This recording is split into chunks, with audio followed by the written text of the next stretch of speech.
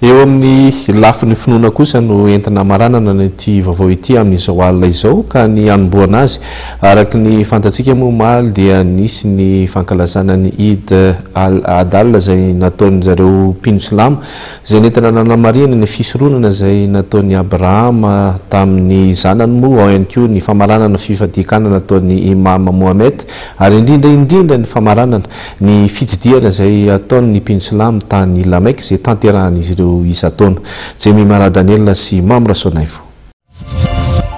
Andro manandanja ho an'ny mpino Silamo ny andro androany teo ny nanamariana ny sorona masina izay notanterahany Abraham tamin'ny zanany teo ihany koa ny nanamariana ny fahavitan'ny fifadikana izay nataony Imam Mahomet omaly araka ny tantara musulman fa isan'ny nomariana androany ihany koa ny famaranana ny fivainanana masina androany tany Lamek izay etsika fanao ny mpino Silamo isataona. Ny Silamo maneran'izao tontolo izao dia mifaly amin'ity andro androany dia azoko foezina amin'ny zavatra telo izany.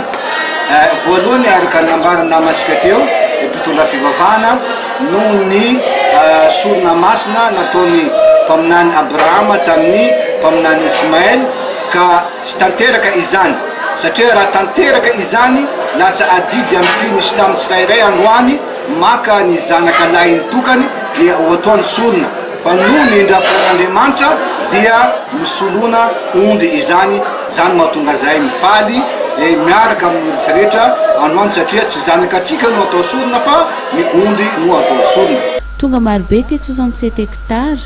ny mpino Silamo ao amin'ny fikambanana zanakavaratra nanatanteraka ny Eid be androany tonga maro tena toerana koa ireo solotena mpanjakana maro ny ministra ary ny loholona ny filohan'ny zanakavaratra dia nanambara fa tia filaminana ny mpino Silamo.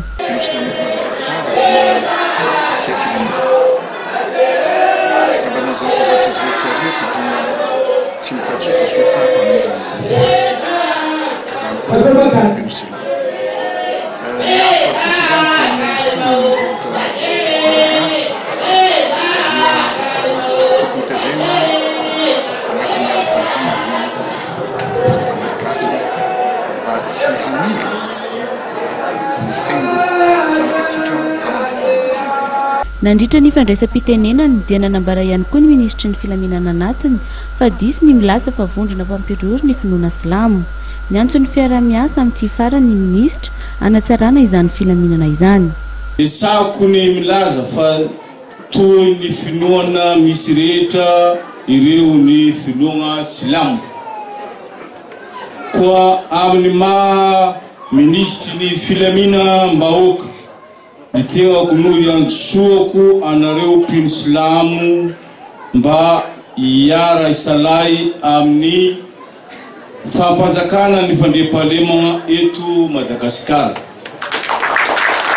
Afaka miara-miasa tsara isika pirofo azo sapaitanana ny fisiany mpitandro filaminana marobe no sady mpino Silamo. Nanamafy izany fitiavana ny filaminana sy ny fihavanana eo amin'ny mpino Silamo izany ihany koa ny ministry ny asa mpanjakana ny asa ary ny asa sosialy nolazainy ihany koa fa amin'ny mahamalagasy ny mpino Silamo dia noraisan'ny fanjakana ao anatin'ny lalàna ihany koa fa atao andro tsy fiasana nefa andraisa karama ho an'ny mpino Silamo ny andro androany.